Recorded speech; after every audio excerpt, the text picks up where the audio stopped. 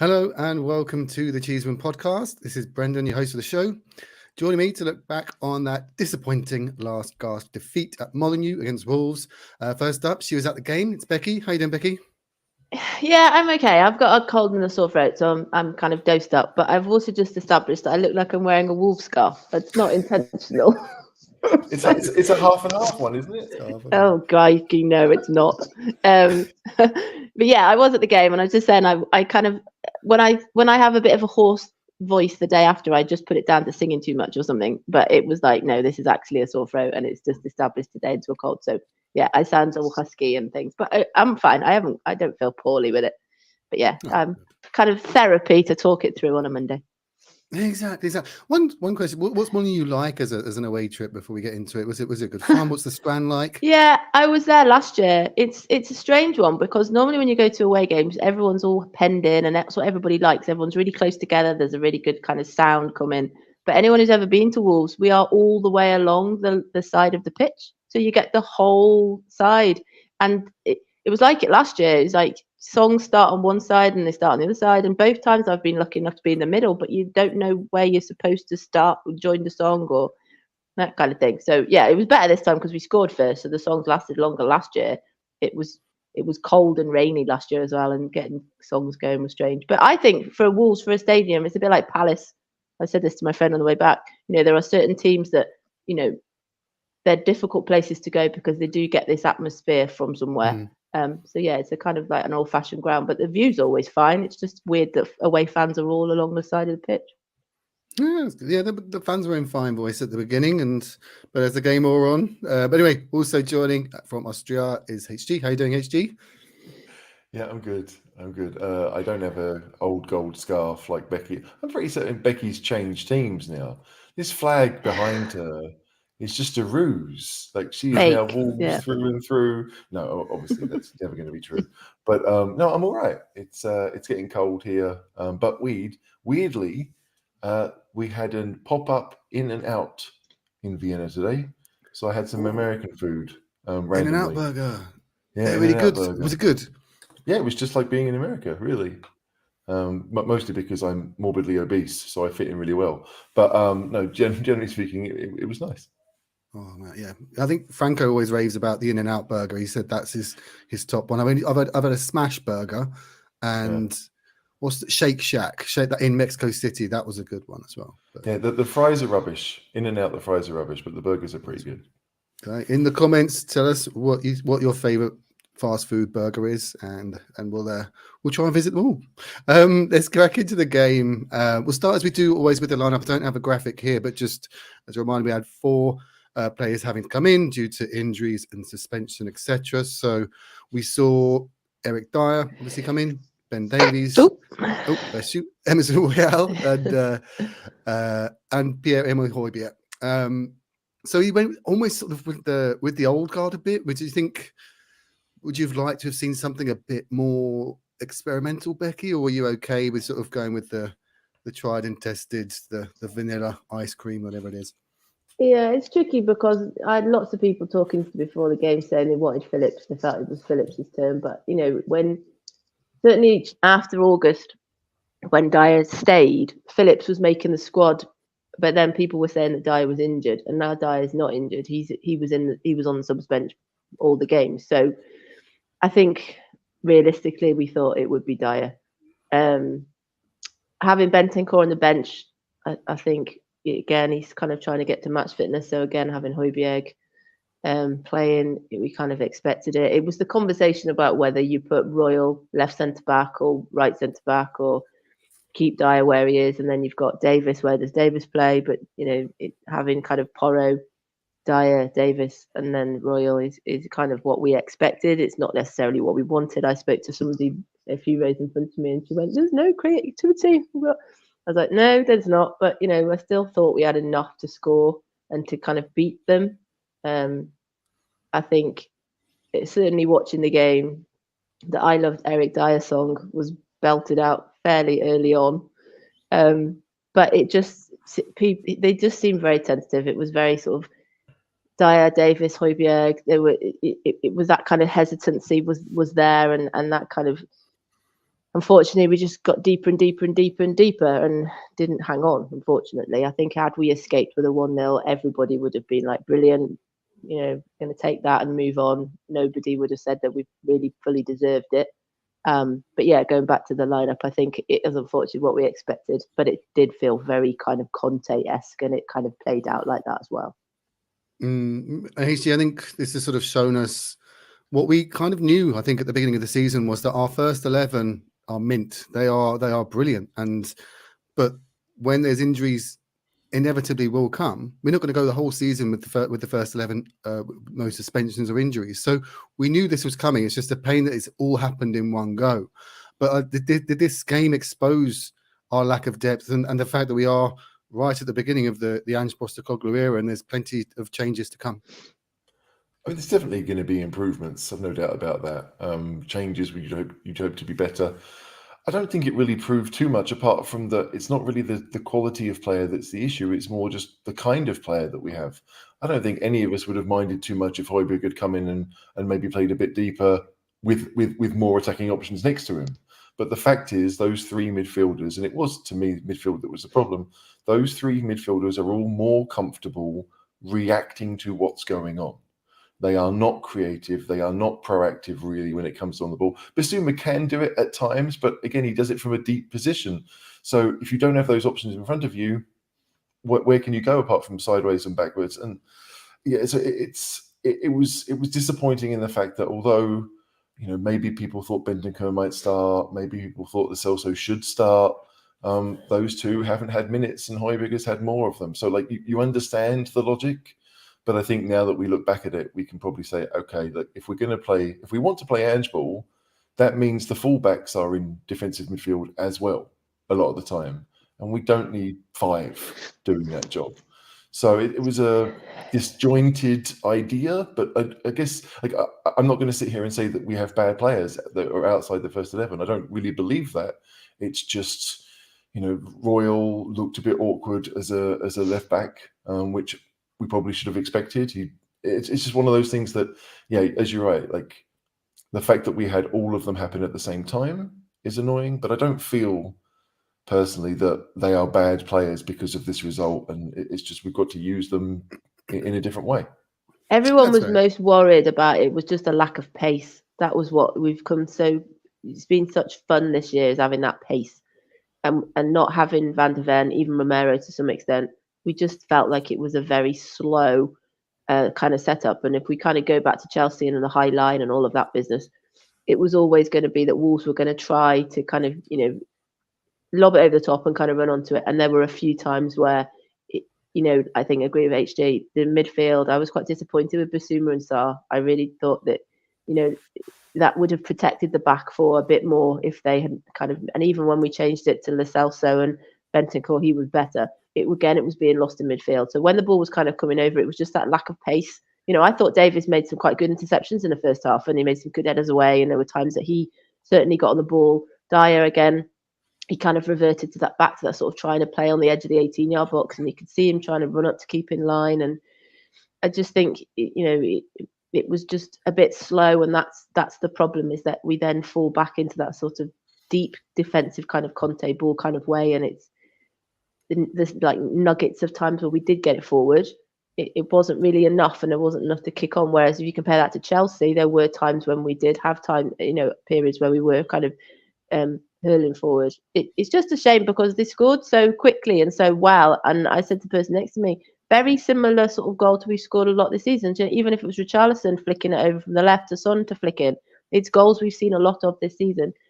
And like Chelsea, we just didn't really kick on afterwards. It was very sort of Mourinho-esque. We 1-0 up, and that would probably be enough. And that was what was really disappointing. Sorry, Brendan, but I think that when we talk about what Ange ball is, right? I mean, that type of goal that we've seen a lot, Becky describes, that to me is a typical Ange ball goal, right? You use the flanks to attack, you get to the byline, and you either have the cross tapped in or it gets pulled back and it's put in the net. So it's great to see those things happening, right? We can see that there is a designated way of attacking, probably a designated way of scoring. But to me, the difference between, let's say, what we saw yesterday and what we've seen most of the season is that most of the season we've got the inverted left back or the inverted right back is pushed forward, and maybe Sarr is moving back, and maybe Maddison sometimes goes back to get the ball deeper. And you find that those wing positions are the ones that are actually interchanging a lot. Kulusevski might come back a little bit to allow Porro on the overlap or Sarr on the overlap, and you see that. And I felt like against Wolves, it was the through field that were interchanging, and that. I want to see Bissouma getting the ball from the centre backs. I don't want to see Højbjerg there. But Højbjerg wants to go there because for most of this season, that's been his role in the team. He's been the Bissouma replacement. And so I felt like in the first half, I was looking for Bissouma all the time. Like, where is he? Why is he not on the ball? And a lot of it is like, well, maybe he was out here on the left-hand side. And then sometimes Sarr would be on the left-hand side where he hasn't played most of the season either.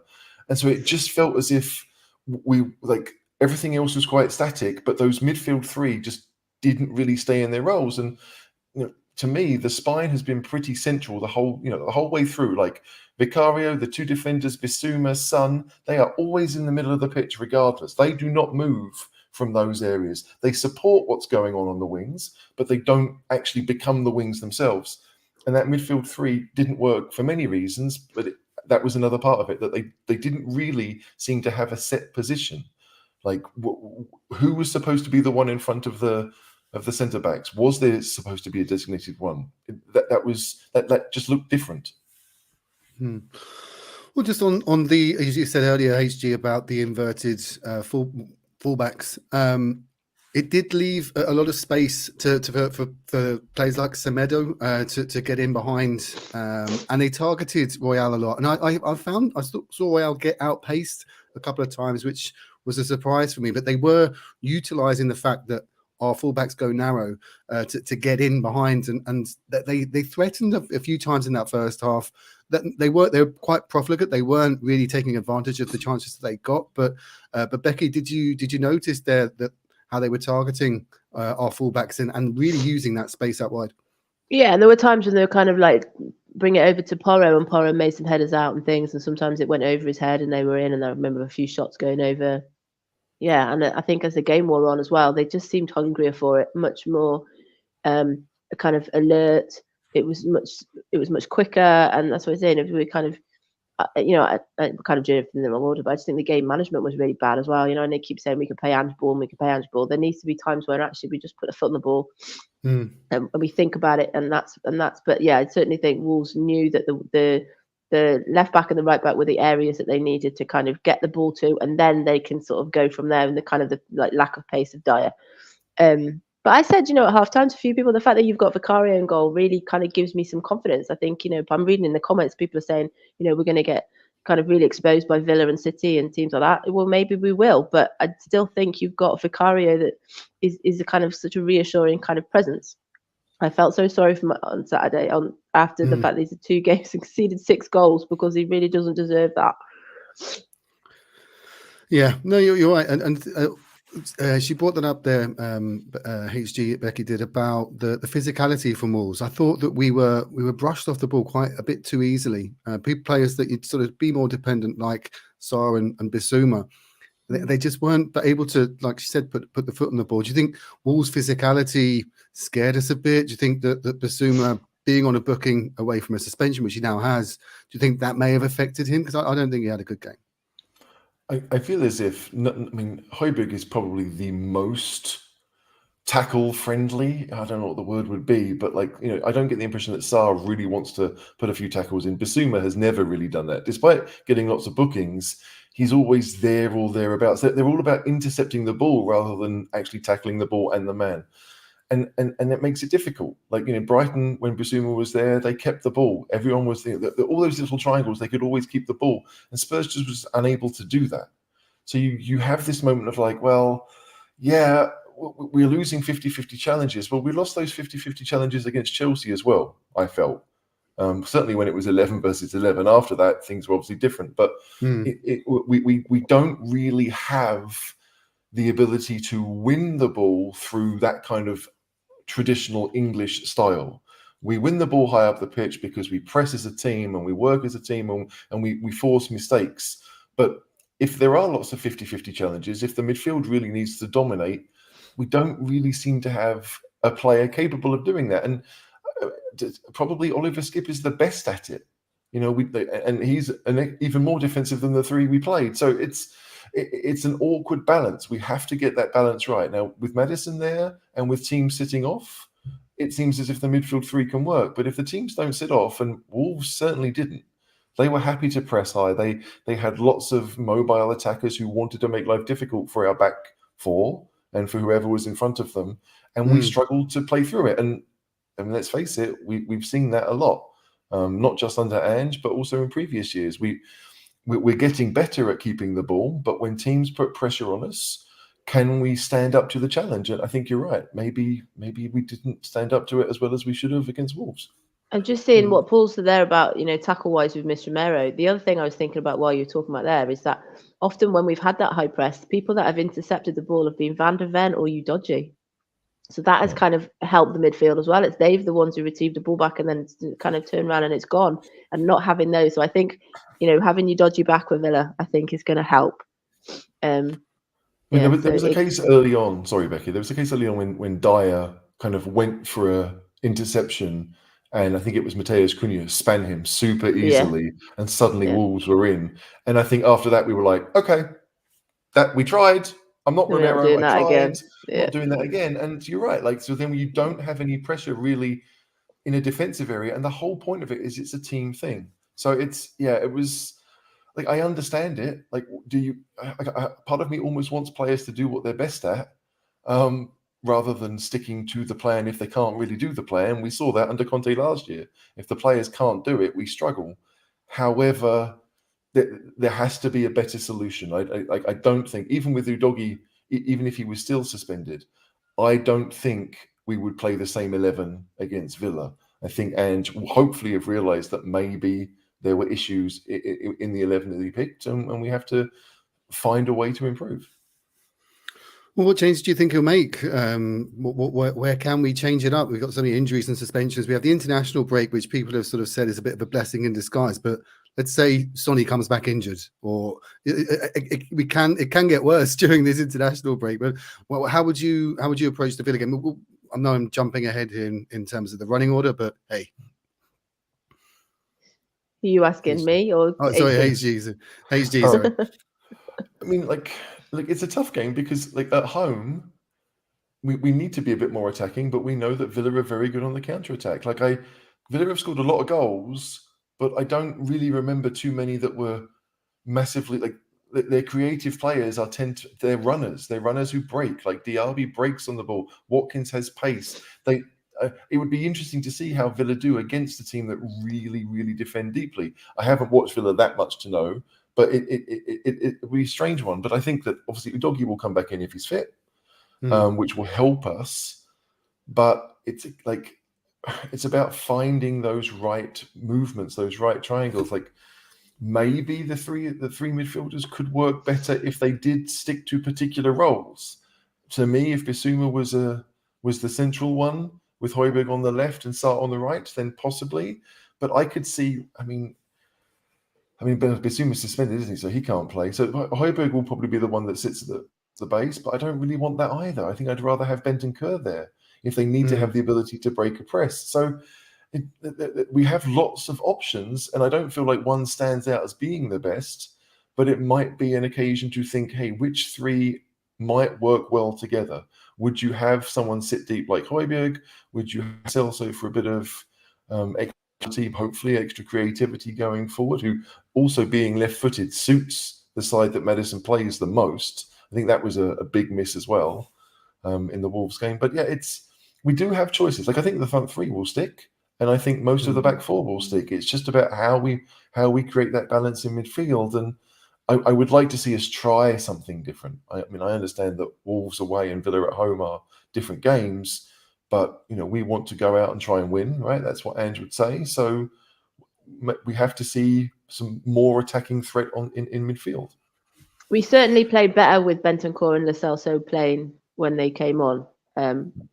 I still think Hill is a little bit kind of runs around like a kind of lapdog. But there were some kind of, periods of play where, like, Lo Celso had that chance where it was saved, wasn't it? And that I remember that time where Højbjerg passed to, I think, to Kulusevski, and there were some times, and that's when Bentancur was playing.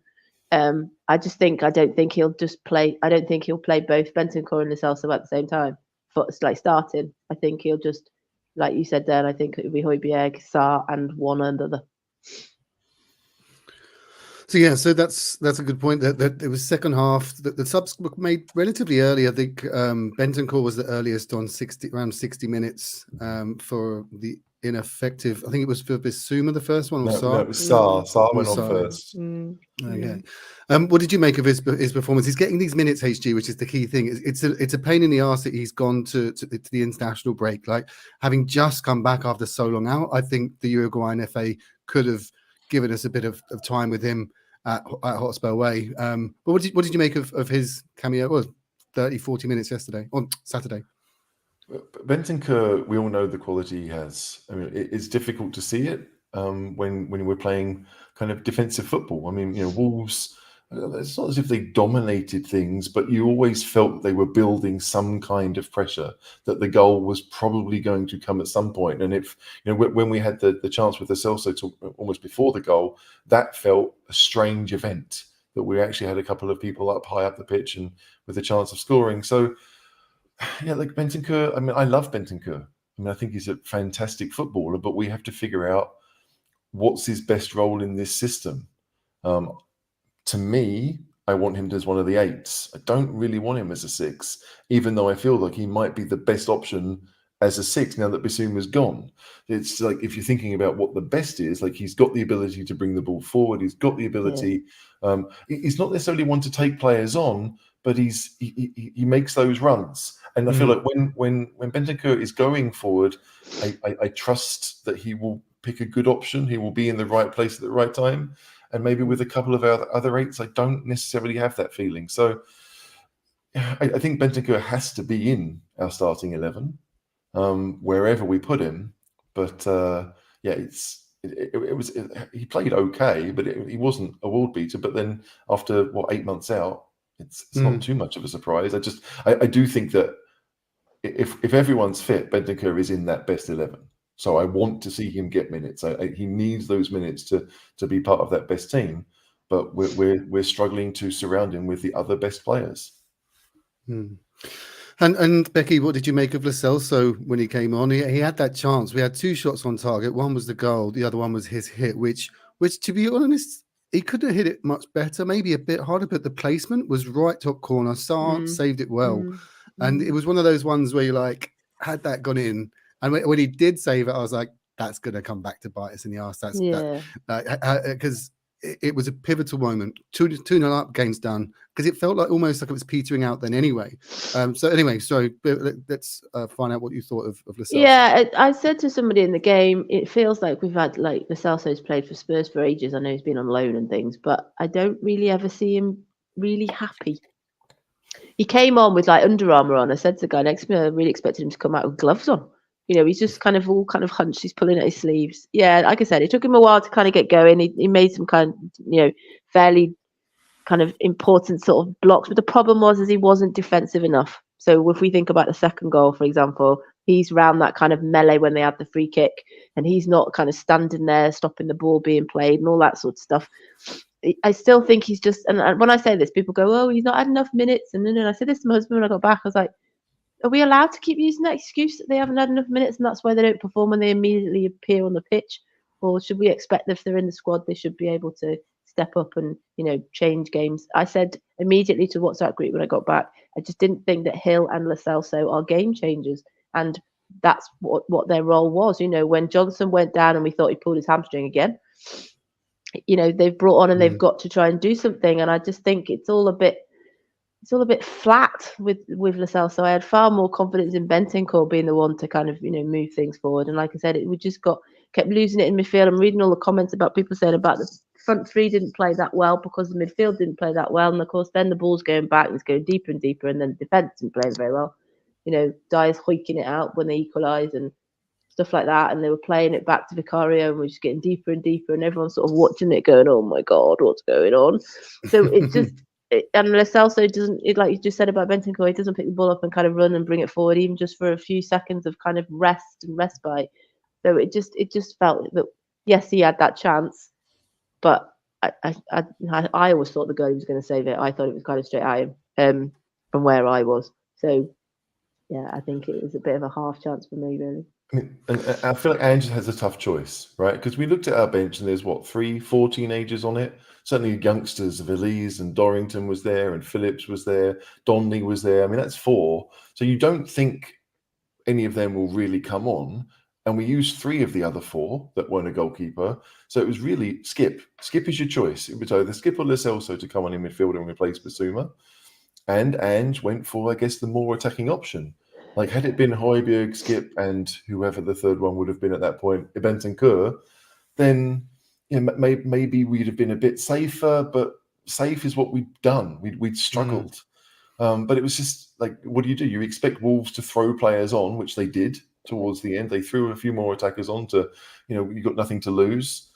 Like, I don't necessarily want to blame Lo Celso. I don't think Lo Celso did too badly, but again, it's kind of those. We want to play Ange ball. We want Lo Celso to be part of that, and we were unable to do it with the midfield 3 that we had for various reasons. But Højbjerg is not that kind of DM that would have been on the pitch at that point. And Wolves, to be fair, they pressed us the entire game. They didn't make it easy. We couldn't keep possession of the ball, and it wasn't just because we weren't good. It was because Wolves made it difficult for us to be good. But I just none of us really think that Lo Celso has a long-term future at the club. However, when it comes to creativity in midfield, you look at what he's done for Argentina, what he's done in Spain, and you think he maybe is the best person to do what Maddison did. He played that role in pre-season, and because we don't have the attacking options that we once did, it's tough to think about bringing Kulusevski back into playing that kind of midfield 8 role. It's which may not be a bad idea now, weirdly, if we did that and we said, you know what, we're going to do that, and we're going to play maybe Villiers as the centre forward, and Son will play down the left. We're going to see what we can. If I've seen comments about Son wasn't able to hold the ball up, well, that can't be news to anyone. Like, we have to be able to move the ball through midfield. If we can do that, then the wingers are more involved, and when the wingers are more involved, the number 9 is not necessarily needed to hold the ball up. It's more about the finishing then. So we kind of felt between 2 stools. Like, Son can't do it, so you bring on Villiers. There's no guarantee that Villiers can do it, but if Son's not on the pitch, the odds that we score a second are much lower. So it's an awkward balancing act that we have to perform right now. If we had loads of options up top, we could say Perisic, Solomon, whoever, and we could move things around. But right now it feels as if we've got a front 3 plus Brian, and none of us really want Brian to start either. So, what can we do to make the team function more? I don't feel, as I said before, like the players themselves are much different, but we need to figure out what will work, and maybe for some games, some players will work better than others. Just I was on that, Becky. Sonny, he was crowded out. I thought, like HD said, back to goal isn't really his strengths. But it felt like Wolves were just kicking in, getting it, like doubling up on him, giving him no time on the ball, no space, and it led to him having a relatively poor game by his standards. He wasn't able to influence the game at all. Yeah, and I think, to be fair to him, I think nobody really had a great game. I do think, like you said, you've watched seeing him back to like last season playing back to goal, and that's not where he is. I fully thought when Johnson scored, it was Son that was in the middle, because we're so used to having the cross come in. Great back heel from Kulusevski, by the way, crossing it by Porro. I fully thought it was Son that was on the end of it and not Johnson. So that's where he's been this season. That's where he's having those. Like I said, it's goals we've seen. It's great. There's different people kind of getting into that position. But yeah, in the second half, where that kind of avenue of crossing it across wasn't really happening, Son isn't really the person. So I'm reading in the comments about, he should have changed it for Villiers and stuff. But again, he's tall and he would benefit from someone curling the ball over and he'd be heading it in. And we didn't really do that either. And certainly when it was Hill and not Johnson, we didn't do that. So those crosses have got to come from Porro.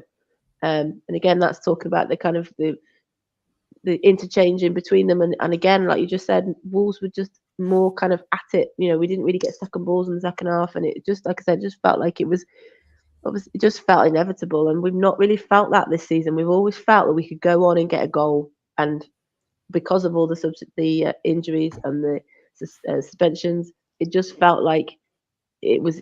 People were saying to me, "Oh, we've got 8-10 minutes left," and I was like, "Yep, it's still a long 10 minutes." And you just kind of thought, and I'm quite positive. You just kind of think it was just inevitably going to happen. Like I said before, if we scraped a 1-0 away and disappeared, then brilliant. But it just didn't feel like we deserved it. I mean, Oh, I've seen a few comments, mostly from Paul Muir, who talks about this one here about the number 9 not getting involved in Ange ball. I totally agree. That's what Ange tried to do. At no point did he move away from that. Right? He was like, "Hey, the midfield's not working. I'm going to change the midfield because I want what I want to work, and the only way I can do that, if it's not working, is to change those people." We can sit here and discuss, hey, maybe in the situation of the game and our number 9 can't hold the ball up, maybe we want to change the number 9 who can, and hopefully then we can move the ball forward, we can keep the ball better. But Angie's not thinking like that. Angie's thinking, hey, the striker is, like, Son is our best striker, which most of us agree with. We need to get him the ball in better areas. We need to move the ball up so that, yeah, if he's not involved apart from finishing it, then the rest of the team do the work. You kind of like, you're stuck between kind of a rock and a hard place here. Like, what do we want to do? Do we really want to be good at what Ange is saying? Or do we want to play each game as they come and figure out, hey, like, Wolves are dominating in certain areas, we need to react? I don't think that Ange is going to be the type of manager that will react. And there will be occasions like Saturday where we lose out because of it. But I guess there is this belief, and we've seen it in Ange's career, that the more we do it, the more we get better at it, that hopefully we will continue to improve. And no matter what teams do against us, we will still have the quality to play Ange's way. Of course, I'm nervous whether that's actually possible, but again, if you look at his career, he has trained his players to be able to do it. He has brought players in who can do it, so that even if you needed a tough tackling midfielder or a number 9 that could hold the ball up, well, and have the finishing ability of Son, maybe he's going to find those players, and we don't have them right now, but he's building the rest of the team to be able to do it. It's you're hoping, right? I mean, there's no evidence that will happen at Spurs, but you are hoping that he's just saying, this is what we're going to do, this is how we're going to play, and we, as fans, we need to get used to it. It will make shows like this a bit boring if we're saying, well, next week we'll try again. But it's still, that's Ange's way. But that's why I said it's so annoying that the game management wasn't really there. Why didn't they just, I don't know, put 5 in defence? Or I just think the fact that you get to 90 minutes and we conceded 2, one of them because Dyer reached it out and then was out of position for the throw-in. Don't get me wrong, it was a very, very good goal. He'll probably never score a goal like that ever again in his life. But it's just annoying when you kind of watch that back and go, even just boot it to the goalkeeper. It's just different ways of managing the game, and that's where Ange doesn't do it. And I know we loved that at Chelsea because we were still trying to score and we were 4-1 down. We had 9 players, but sometimes you just think that's where it's probably needed, and it could have been needed, and it wasn't. And then they went and scored again because it got a bit scrappy and there were lots of kind of diving in. Like I said, the midfield just wasn't really kind of controlling it, and then the quick free kick and boom, boom, boom, and we're all going, oh great, this is just like last year. And that's the thing that's what's annoying. We could have managed it, and that's where Ange, I'm not at all saying Ange out, that's absolutely absurd. But when I was got home and I was reading people saying he's not suited to the Premier League, this is not Celtic, blah blah blah, that's where he could have had a little bit. And Dyer and Davis are experienced players. If we're talking about their playing because of their experience for people like Sarr and Hill, and that's where their experience comes from, and maybe that's where Son could have said, just calm down a little bit, because that, like I said, that period of play when they had the quick free kick was just a bit schoolboyish, really. Absolutely. 100 people watching, please do hit the like, as you know it supports the channel. But HG, Becky makes the perfect point. I'm going to name drop again, but I was chatting with Sandro yesterday, and he said that he was speaking with Rio Ferdinand, because Rio Ferdinand did this video thing with Ange, where he says he doesn't want the players to look at the score because it will affect their that they may not try and get the second goal or something. But again, that's his philosophy, which is great. But it's like Becky said, and it is a cliche or a football lad saying the game management just wasn't there. Yeah, I mean, in that video, they talk about the preseason game against Shakhtar, where I think we were 1-0 up just before half time, and the players had stopped doing what Ange wanted. And he laid into them at half time and said, no, no, forget what you used to do. Forget the game. Almost like forget game management. Just play this one way. And as fans, it's going to be a struggle because, like, if this is still happening in 4 months from now, and we're dropping points that could be very costly, it's going to grate, but you believe and you hope that actually it will lead to more victories than maybe we would have done. Like, and obviously it sounds obvious. It is obvious. If you go from a draw to a defeat, you only lose one, and if you go from a draw to a victory, you gain two. So if you can do it regularly, it benefits you in the long run. It almost feels like in the NFL where teams go for it on fourth down, where you're not really supposed to, but actually if you do it, it works out really well for you and you tend to win more games.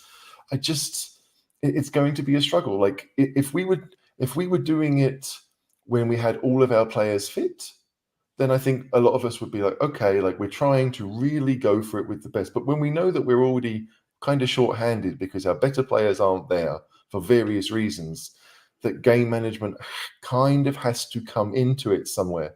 And Ange would probably sit down and argue with us about that. I genuinely think, I mean, from what he said, game management will go and score more goals, manage the game that way. That's how he thinks. It isn't about defending. It isn't about, what the other team is doing. And let's face it, in his career, he's had success doing that.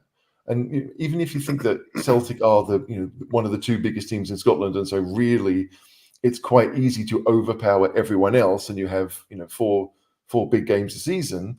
In England, we've seen it already this season that teams who are in the lower half of the table, the lower third of the table, can beat the best teams. Wolves had already beaten Man City at home.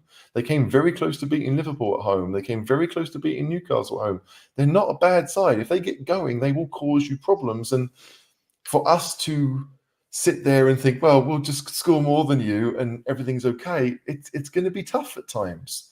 But I think that, we've seen enough, I would hope, in the first 12 games to think that, we've won a few that maybe we shouldn't have done. And we've done that because we have attacked, because we have kept going.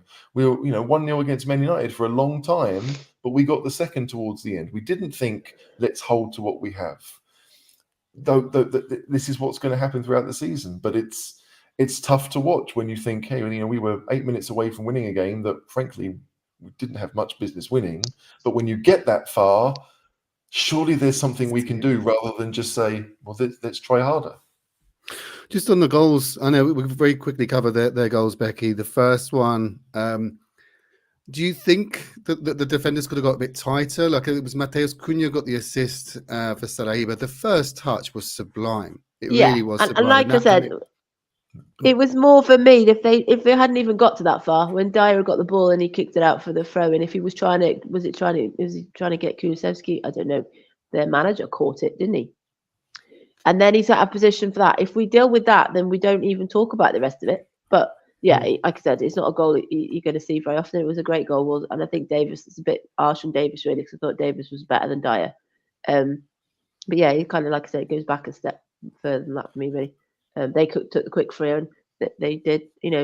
We just didn't, like I said, keep saying the same thing. We didn't kind of have that urgency. They had that urgency, and then our players were out of position, and yeah, they like. We've got other examples to look at in the Premier League of managers who have come in and said, this is how I want to play. And it might take a bit of time to get there, but this is how I'm going to play. And it's, frankly, the two best teams in the league. Like, I don't think I saw Arsenal doing the same thing for 2 seasons before they finally found a way that worked. But with City and Liverpool, they absolutely did. I think City's first season under Guardiola, they were, third behind Spurs? And then Klopp's first season with Liverpool, 5th, maybe 6th? I know they got, I think, to a UEFA Cup final that season, but it was still like there were games that they threw away because they were too busy trying to learn the system rather than playing the game. And like, as a Spurs fan, of course, I'm going to be nervous that this is going to continue when we're not going to come out the other side and be that dominant team that we want us to be. But I'm, bearing in mind we won 8 out of the first 10, I'm willing to see it through, certainly for the end of this season. And if we come out at the end of the season and we finish 5th or 6th, and we can look back at the season and say, hey, you know what? We should have finished 3rd. That's going to suck, right? It is going to suck. But I do feel that, with another couple of windows and another pre-season, that, I want to believe it, so I'm going to believe it, that we will be better and that we will go to Wolves and that we will win those games because we are better at keeping the ball no matter what. No matter what they try and do, we can match it and be better than it. It's a tough sell when you lose games in the last minute, but again, I don't feel like we've played well for a while. Like we have, as you said, 2 shots against Wolves on target. And then against Palace, we won 2-1 with only 1 shot on target. And then the Chelsea game was, okay, you take that for what it was. But even Luton, early on we were good, but still it's been this, like, we're not creating as much as we were. And what is the reason as to why? Like, is it because the players have been out? Is it because, I don't know. I genuinely don't know what it might be. But I feel like since that Luton game, we've seen changes in that first 11. Bissouma got red card against Luton, so we had to move things around. Obviously, the Chelsea game, we had to move a lot around, and maybe that's part of it.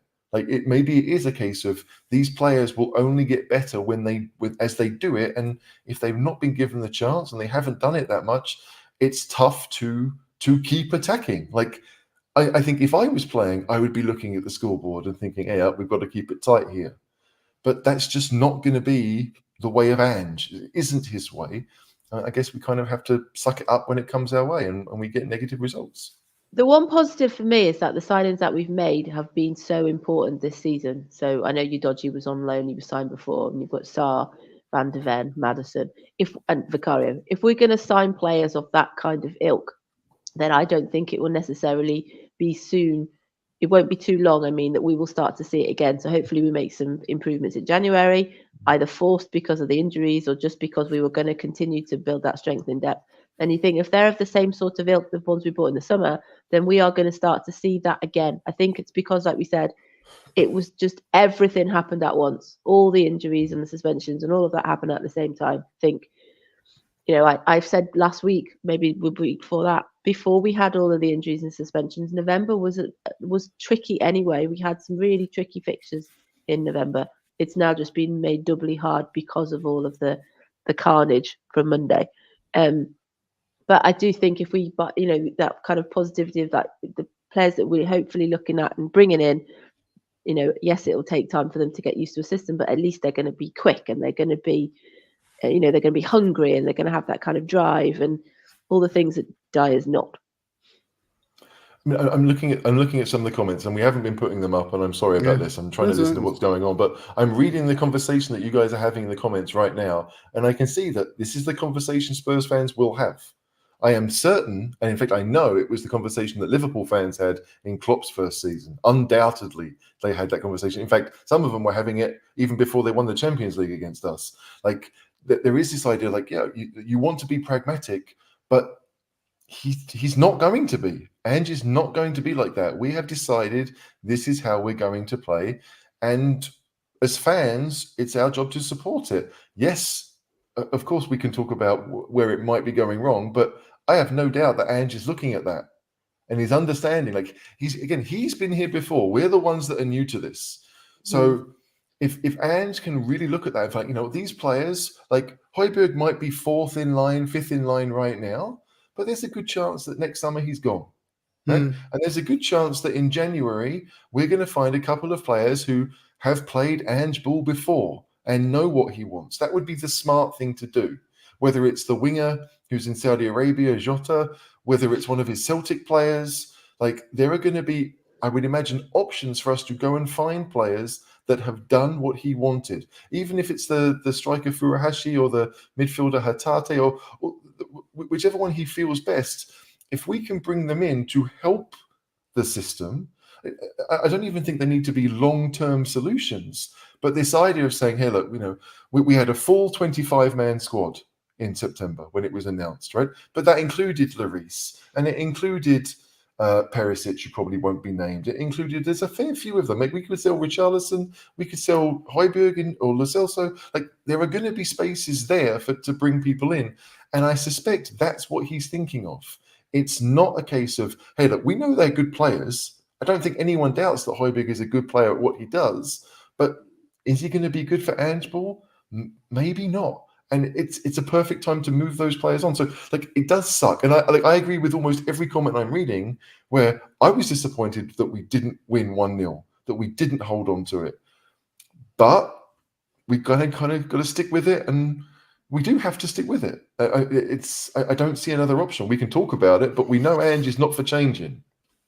Well, let's look at transfers a little bit then, Becky. We'll skip the second goal. We know like Højbjerg didn't track the runner, and it was the quick free kick, and the congested midfield left the space out wide. Emerson wasn't covering. Saliba knocked it in, and players standing like statues. So, but do you see many outgoings in January either? Because January's always tricky. January, like as we know from Eged Hitchin, like he hates it, and it's you never get value for money. But is it worth pushing the boat out, or do we sort of see how the next couple of months go with these injuries and likely more suspensions? Where do you see us strengthening in Jan? Yeah, I'm just reading the comments then about Richarlison and rumours today about Saudi Arabia and things, isn't it? I did think that's why he got his surgery, so that if it's a matter of weeks, he can then be somebody that can be either loaned out or something else.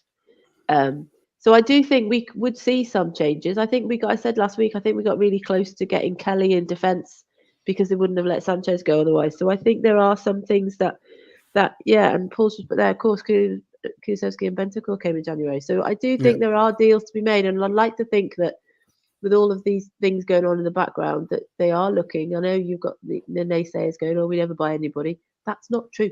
We, like I said, named 4 players that we bought that just last season or have come into the team. So I would like to think that we will.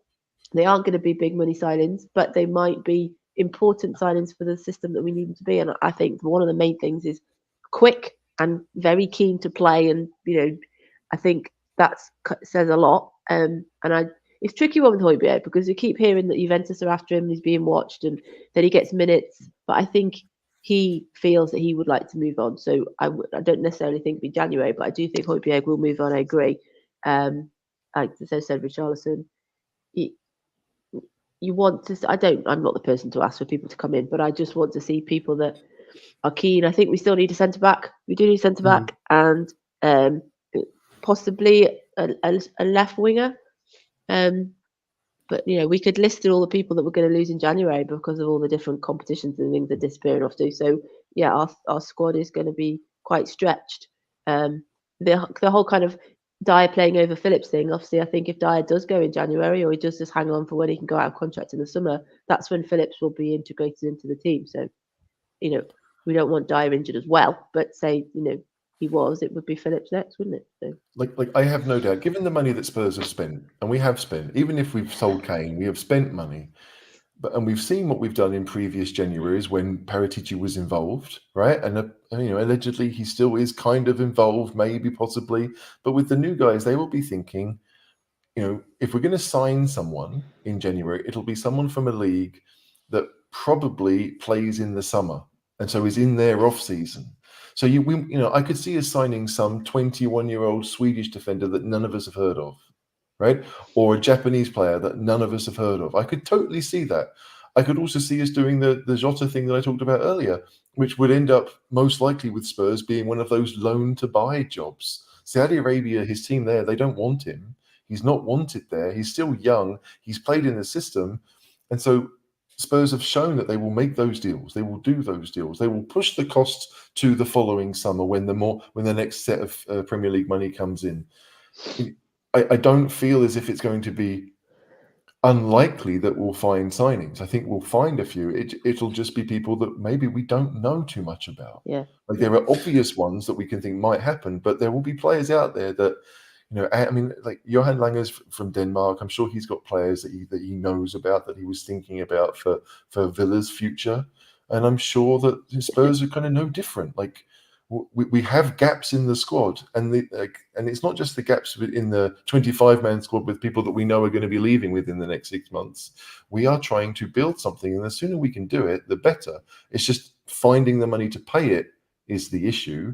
And if we can pay it, if we can loan them for 6 months before we actually buy them, then that's perfect. No, Becky, he makes a good point there about bringing in people like Langer to have this experience. That Langer, obviously, he does use data with his analysis to source the right player for the right system. So, like as you said, we may be bringing in players that we've never heard of. And because Villa recruited well, I thought like Douglas Luiz is a superb midfielder. I'm assuming he was under Clubber Lang's watch, but it's interesting to see that we are investing in that part of the business, that we are investing in people that are professional, that know how to source players, the right players for the right system, and obviously Ange is involved in that as well. I think he himself identifies players that will fit his system. So I think we will see players coming in. I forget who it was, and I'm sure someone in the comments will write it and tell me. But I saw us linked on Twitter with the independent writer Miguel Delaney. He linked us with someone during Twitter today, and it was first of all, it was like the first transfer rumor that maybe we've been looking at a certain player. We are definitely looking at players, and Ange has come out and said he wants them January 1st or 2nd. He's not interested in waiting till the end of the month. Like he knows, I am sure he already when he arrived with his bloated squad of 35 players or whatever it was, he knew, right, I want to get rid of these 7 now. These are the ones that really have no chance at Spurs. But that doesn't mean he wants to keep the other 25. It just means that they're the ones that are likely to stay a little bit longer, like Højbjerg, like Dyer, like Lloris, like all of those players that we have in the squad. Perisic, I hate the fact he probably won't play for Spurs, but he probably won't play for Spurs again. So there are going to be gaps that Ange will have known. Like, they need to be filled in the summer. Okay, maybe they now need to be filled in January because of injuries. Okay, we do what we can. I don't feel that he has the stress levels that maybe fans would. Right, he's very calm. Like nothing seems to really bother him. Like when he celebrates a goal, he punches the air. There's no mad running down the touchline. It's very much like, yeah, my plan worked. Of course it did. I knew it was going to work. Right? And that's his attitude to everything. And that's a great thing to have in a manager of a football club, because if you want the players to keep their calm, a manager who keeps his calm is going to do that. We don't have to look too far in London down the road to see a team that is absolutely the image of their manager, who is the complete antithesis to Ange. And yeah, they play well, but when the going gets tough for them, they tend to wilt. We don't want to see that at Spurs. So yeah, of course, all those people that pay £1,000 a year more to go and watch Spurs. Like I get that it's much more important to them because they want to see a win, and it's very short term. Like if I'm going and paying 60 quid to watch a game, then it is. I want to see that win on that day. I don't care about next year when I'm not there. I want to see the win now. But Ange is thinking, rightly or wrongly, but he is thinking, no, like this is going to be a process. We're not going to do it in a year. It would be nice to win something at the end of this year. It would always be nice to win something, but he's building, in his eyes, a squad that will win the league. He's not looking for anything else. And so, yeah, that's exciting to say out loud and know that he genuinely is thinking that, right? He's not thinking, yeah, I want to get Champions League. That's my long-term goal. No, he wants to win the league as quick as he can. He just understands that it's going to take a couple of years. I think as well, we said though at the Chelsea game though, again, as long as I know it is a results business, and I saw somebody put in there that if we keep dropping points and losing points, it's a results business. I think as long as we saw that at Chelsea, as long as we're seeing something we're pleased with, people will continue to come back and support because they see that it's the process. And we're used to having noise from all around us. We just kind of, I have some Liverpool fans piping up at me today. I was like, yeah, you've jumped above us and now you've gone all noisy. I know they've been very noisy on Twitter, but I've managed to kind of be quite smug for any that I've seen. But yeah, today they were like, oh, we've gone above you now. I was like, oh, shut up. As long as we're playing well, we will continue to support the process. And like at the moment, the injuries and suspensions have done us. So that gives Ange a little bit more leverage, I think, as well. Yeah, let the expectations die down a bit. Sorry, Brendan, but like that needs to happen. Like no one who supports Spurs thought we're going to win the league this year. I don't care if we were top. I don't care if we're 1 point, 2 points off top right now. No one at Spurs, no one who really supports Spurs is thinking this is going to be our year. If we're 2 points behind in April, sure, we'll be thinking about it. Sure, we'll be looking at those difficult games around Easter time. or just after Easter time where we think, okay, they could really mean something. But right now, it's about performance. And performance against Wolves wasn't good, right? Yeah. So why wasn't it good? Do we really think it was Ange's system? No. Do we think it was the players who were playing it? Probably. Do we think we can improve things? Well, that's his call. Like we talked about it earlier. Maybe the three of us can't figure out what the best three would be.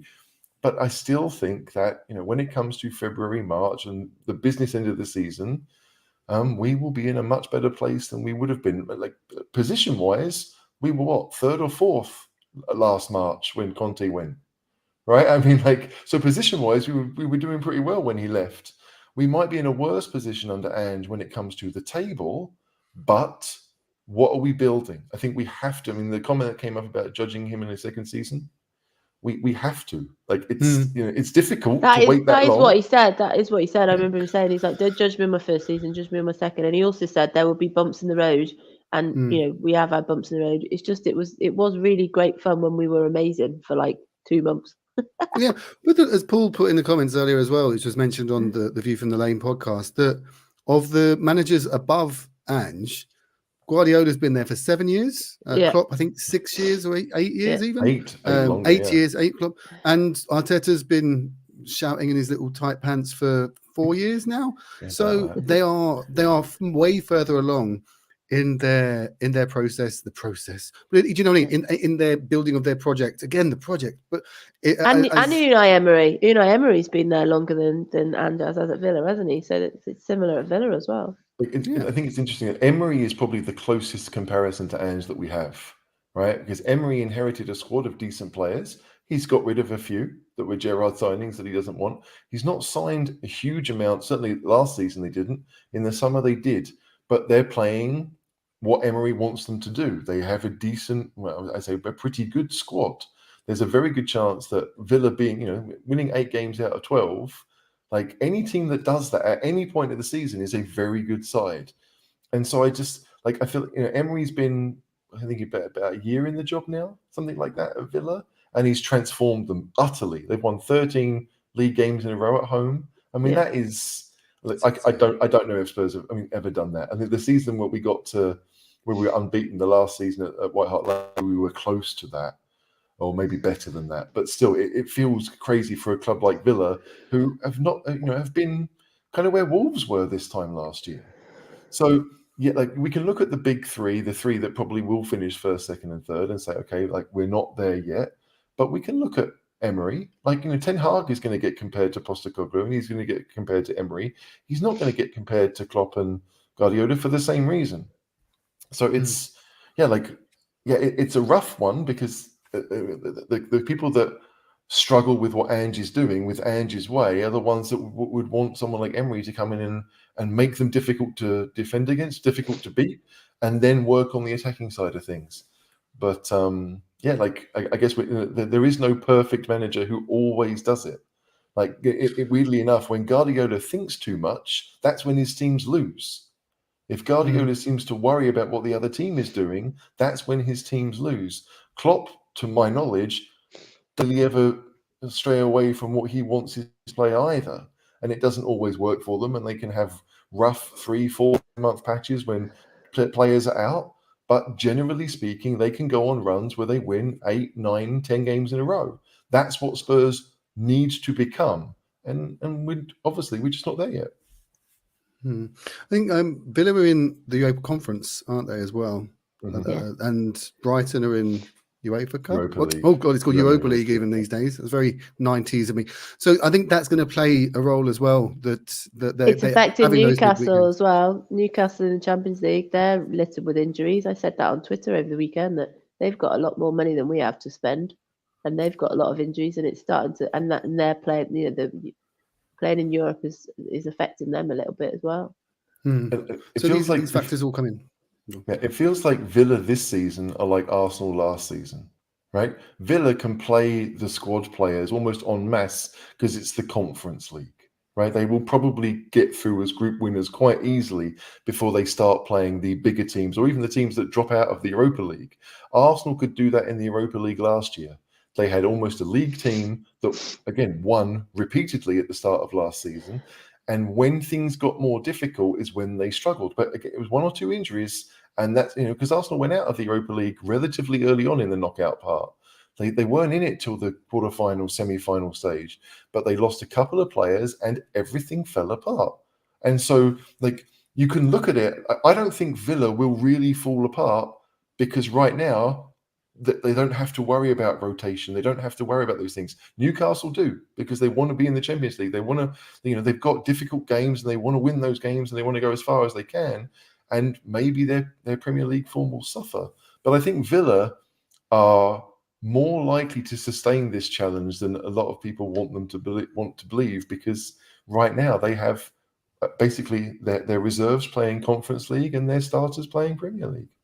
Well, Douglas Luiz was called up for Brazil this week, which is interesting because they've got 2 big games. Brazil, they've got Argentina at home in a qualifier, and I think the other one's Colombia. I'm not sure because Argentina are then playing Uruguay. So Douglas Luiz, if he's key for Villa, he's key. So if he picks up a knockout here, and Konsa as well. Paul pointed out earlier in the chat that Konsa's been called up by England. I'm not sure if he'd get much game time, to be honest, but I think it is showing that this Villa team, as you said, they've been well put together.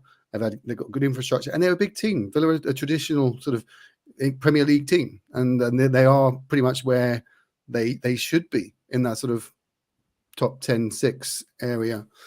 It's just interesting that I don't want to harp on about Villa too much, but Villa spent money. I saw a comment. Villa have spent a lot of money over the last 2 or 3 seasons, but actually what they needed was the manager, and now they've got the manager, and so suddenly those players that looked a bit ropey, that they may not actually do much, suddenly it works. And Villa have been smart too. I think Kamara, the midfielder, they got on a free, so they're not throwing money left, right, and centre always, but they're looking for players that will help them with what they want to do. And I think they play a very narrow 8 in effect. It's like the 2 centre backs, and the midfielders like a box, and then the 2 strikers. The wings are basically left for the fullbacks, completely left for the fullbacks, and so it's working for them. But I think that with Emery there, he will take them far in the Conference League because he has experience of doing that in Europe. He could easily win that competition. The Conference League, let's face it, isn't that difficult to win. And I say that as a Spurs fan, and we didn't. But when West Ham managed it, there's only one team from the big leagues that make it. You might be unfortunate and get a big, a team from a big league that's dropped down from the Europa League, but you'd think that's unlikely too.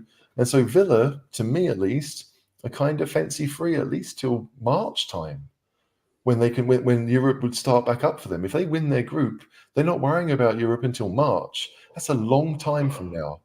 But anyway, I don't want to talk about Villa. But it's interesting to see that every team is going to have to worry about various things. And Spurs, our crisis is kind of right now. We're the only one that is kind of facing that in the top 6 right now. No crisis, but we're still only 2 points off the top. And I know the league doesn't finish in November, but there are positives. We're in a great position, and if we can get through December, pick up points, stay in there or thereabouts, come January, we get back Van de Ven, we get Maddison back, and we push on. So been going for just over an hour, so I think we're okay to wrap it up. Anything else to add, guys? No. I'd like to say welcome to Jamie Witten, who's a Sheffield United fan and is new to the channel. I just saw that comment. Hello, sir. We were quite fortunate to beat you, but I do hope you stay up. Yeah, good point against Brighton on the weekend. Yeah. Becky, thank you for joining. Right, thanks for hosting. I start my I think all my tablets are starting to wear off. I'm sitting here yawning. I'm not bored at all. I'm just ill. But yeah, thanks for hosting. That was fun. It was, like I said, I think there are positives. It's just like I said, it's just a shame we got all the injuries at once. If Bentancur, it feels like they only 1 injury last year, and that had such an impact. And to have 2 this year, it just seems so unfair. But yeah, there are positives, and we need to look kind of towards those really. But thanks for everyone in the comments as well, and kind of joining in with the channel. So thank you. Yeah, there's Norman here saying to feel better. But as you say, it's a marathon. It's not a sprint. We'll see where we are at the end of the season, next season. It's the night is always darkest before the dawn. Is that the one from Batman? I hear that a lot, that saying. HG, thanks for joining. Not a problem. Enjoyed it as always. Cool. And 100 people still watching. Please do give us a like if you've enjoyed what you've been watching. We'll be back certainly on Friday. I don't know if there'll be a Wednesday show. Do you know if there's one at the Wednesday show, HG? We always plan to do one, but I can't tell you if it's going to happen or not. But I would hope so. There's a lot to talk about at Spurs. There really is. Well, look out for us on Wednesday and Friday. We'll keep an eye on the socials for the schedule and the lineup. Keep the faith, guys. Thank you for joining. And as ever, come on, you Spurs. Come on, Spurs. Come on, you Spurs. And Eintracht.